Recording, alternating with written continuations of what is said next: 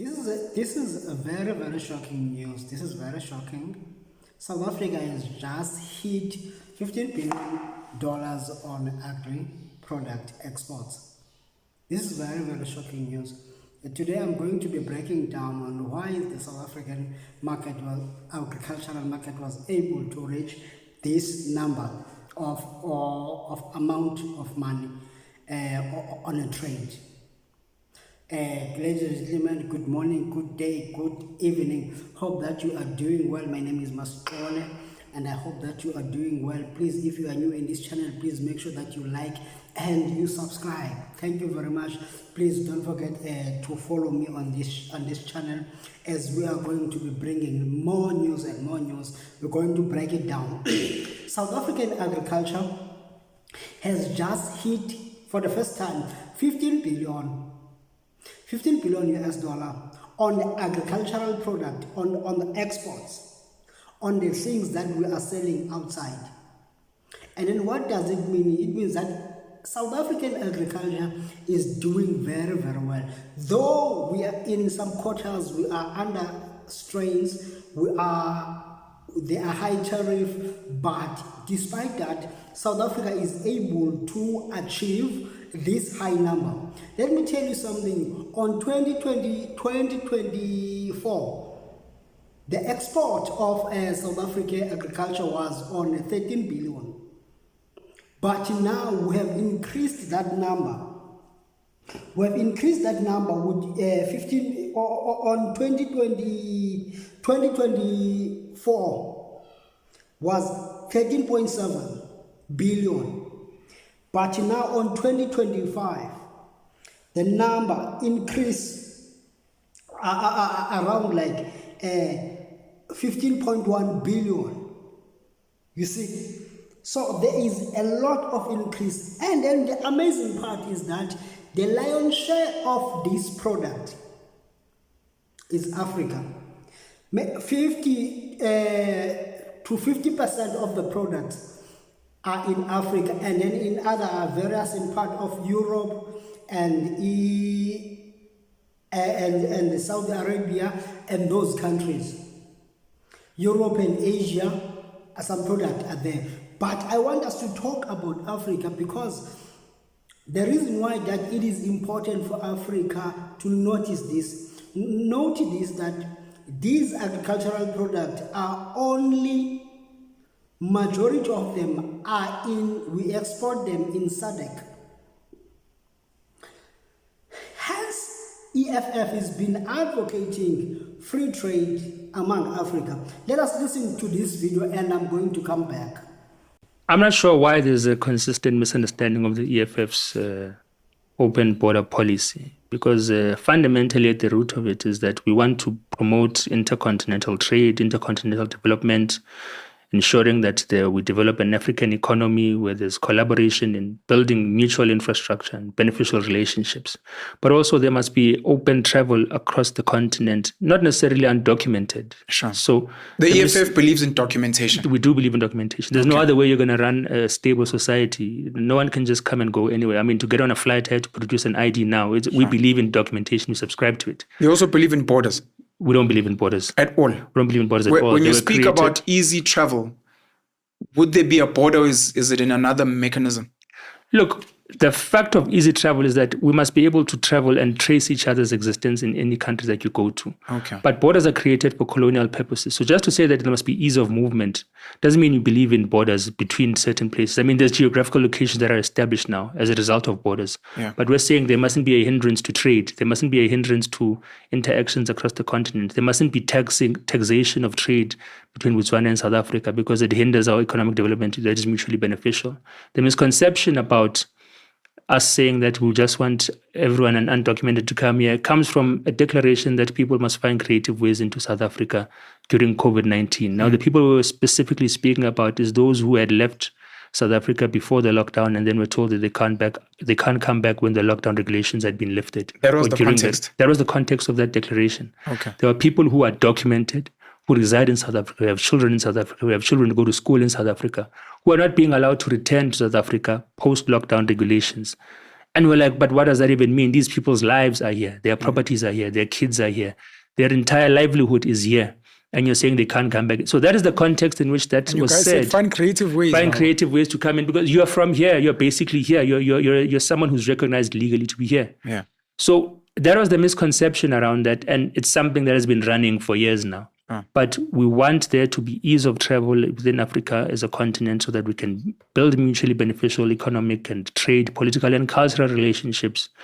And that doesn't necessarily mean you mustn't be documented. And it's going to be a progressive realization for us to do that. It's not going to be immediate. We're not going to click our fingers and say, we're all united. And South Africa is not the destination for the unity. That's another thing. South Africa becomes the destination for the unity because we're not cooperating as African countries. Other African countries are in conflict. We see what's happening with the DRC now. Other African countries are living in starvation and poverty. Other African countries are living through sanctions. And there's no cooperation in Africa to think about what are we going to do about what's going to happen with Ethiopia because they're going through a drought. But because of the restrictions that exist due to borders, because of the restrictions that exist due to trade that we've imposed amongst ourselves, interventions become difficult, they become bogged down by red tape. So there's no economic growth that's going to happen in Africa if South Africa remains the only sort of viable economy in Africa next to Nigeria, as an example. Sure. We must develop together. Otherwise, South Africa is going to continue to have an immigration problem because we're the only place that resembles peace and economic prosperity. So if we really want to fix the immigration problem, this is a method and a mechanism. From a visual perspective, for people to understand, does the EFF envision an Africa that looks like South Africa now, where different countries are like different provinces? That's a way to look into it. I think maybe the better example is Europe. Europe operates with the euro as a currency. Or do they still? I'm not sure. No, yes, the euro. They still do. Yeah, the euro still is the operating currency in Europe. To travel between countries in Europe, you can get onto a train, and as long as you produce your visa, you're fine. But they have borders. Those borders are not. So there's a philosophical and historical symbolism to the borders that we're talking about. I'm just asking if you envision borders like theirs, or you remove them like the borders around our provinces. But there's no borders to remove. That's another thing. So borders are lines on a map. So that's another thing that we need to emphasize. We have border gates. But if you drive 10 kilometers away from a border gate, there's no border. There's no real border. This is a symbolic or philosophical declaration, and that we try to enforce but fail to enforce because people cross over these fences we call borders all the time. There's no real border. There's a country that's identifiable as a sovereign territory, but there's no real border between South Africa and Lesotho. It's a sovereign territory. We're a sovereign territory, but travel is restricted and people are criminalized by crossing across these sovereign territories because we say there's a border. But the fences you'd want removed. There's no fence. Where there are fences. If you can go to Bloemfontein now and want to go to Lesotho, you'll find there's a gate, but there's no fence around it. I'm trying to say to you, it's in our imagination and it's instilled upon us because it was a declaration of the 1844 Berlin Conference. There's no real border. We criminalize people for crossing the lines that are drawn on maps. I'm trying to figure out to understand what you're saying about the symbolic and philosophical. Where there are border gates, where there may be a fence, do you guys envision removing them? Like our provinces? You don't have to remove them. It can be a place. Yeah, we won't remove them. It's a place. It's a place of trekking. So if you're coming into South Africa, it's a trekking purpose. So you can't be in another sovereign territory without anyone knowing that you're there. That's all we're saying. Okay. You have heard the man on the video. You see?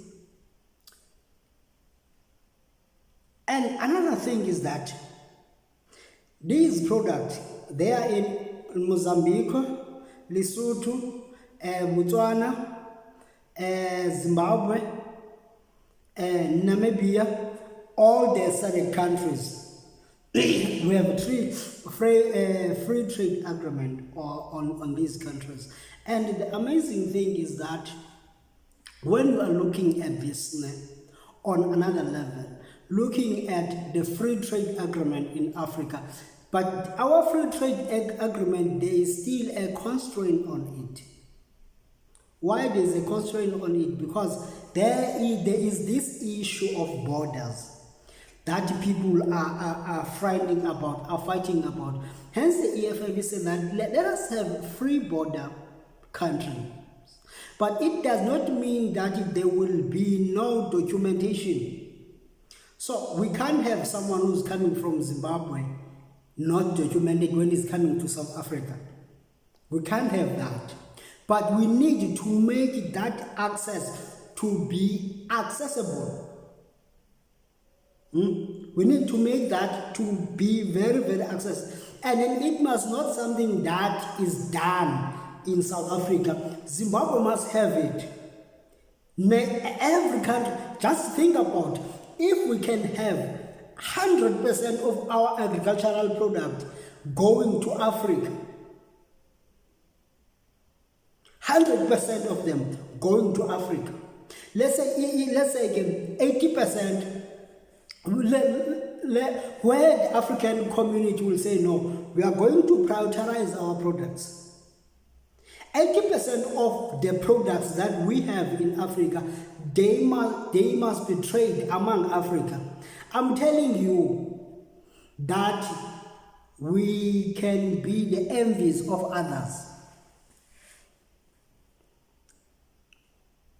I hope that you are getting my point. This thing, like, you have to look it very, very critical. Why do we still chained by borders? Why we can't trade, like the truck that is coming is from South Africa going to Namibia, maybe delivering maize? It has to pay many tolls. It has to go to many rigorous paperwork. And then those paperwork, they goes with money. You see? And then the thing about the trade in Africa is going to be easy for logistics. For logistics is going to be cheaper and easy and fast because we will be trading among African countries. I'm not sure that you are getting this, but I think now South Africa is beginning to wake up, is beginning to prioritize their market in Africa. People, they say, in Africa there's no money, we have to sell to the US. US is still the important part of the agricultural product that we are selling there. It's still the huge important part. But it does not mean we should look down on Africa. We should look, China is very important also partner. But I believe that we can increase this number at least to 60% to 70% of the agricultural export in Southern Africa. You see now, look, this thing is amazing, guys. South Africa is highly tariffed by that guy. Yeah? But some people, they say that there was a genocide in South Africa. Some people, they say that there's a genocide in South Africa, and then that guy decided to take people for a refugee program. So, but despite that, you see that South Africa, under the pressure, is succeeding. And one of the things is that the EFF is advocating unity of Africa. If Africa can be united, we can be undefeated. We have about 1 billion people. I think we have a huge number of people. You see? Okay, guys, this was my thing. What are you thinking? Please, don't forget to comment what are your thoughts on this development that is happening. Thank you very much, and I hope that you have a wonderful day. Have a blessed day. Thank you. Please don't forget to subscribe and like this video.